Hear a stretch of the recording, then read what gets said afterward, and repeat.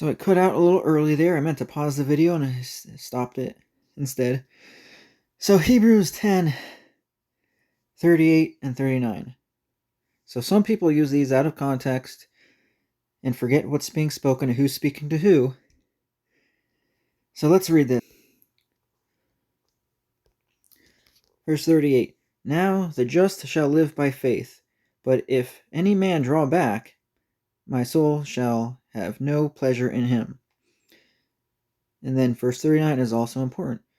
But we are not of them who draw back unto perdition, but of them that believe to the saving of the soul. Now 38 seems bad, but you have to remember who's being spoken to. Remember, he's trying to teach the Jewish people, the Hebrew people, to not follow the old ways. So he's explaining.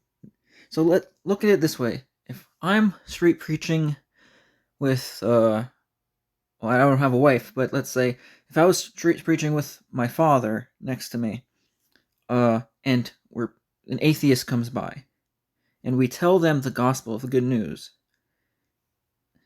they shudder away from it. They draw back. They don't accept it. That's what's being said in 38. Now the just shall live by faith. But if any man draw back, because what was just spoken here, all of this was spoken. So if any man draw back, and it says, my soul shall have no pleasure in him. So it's not talking about people who are faithful and then draw back. It's talking about right now, them being spoken to. And then back to the street preaching thing, verse 29.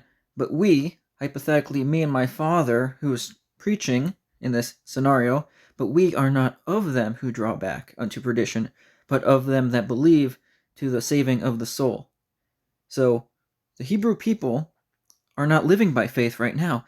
They're living by tradition and sacrifices and just following motions. They're not living by faith of trusting in the Lord Jesus. Similar, again with my scenario, hypothetical scenario, my father and I are preaching. Let's say we're the ones preaching to atheists or people who are non-believing, and we're telling them, all you have to do is trust in the Lord Jesus and you will be saved. And we say, now the just shall live by faith.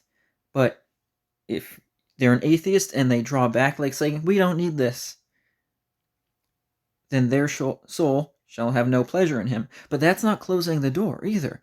If they later, in 2 or 3 years, realize they need the Lord and they accept in him, and they live by faith, then they are saved.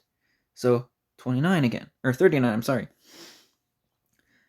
But we are not of them who draw back unto perdition, but of them that believe to the saving of the soul. So no, verse 26 and verse 38 and 39 do not mean, out of all the context, those verses are not saying you can lose your salvation. So just read the context, read what's being said.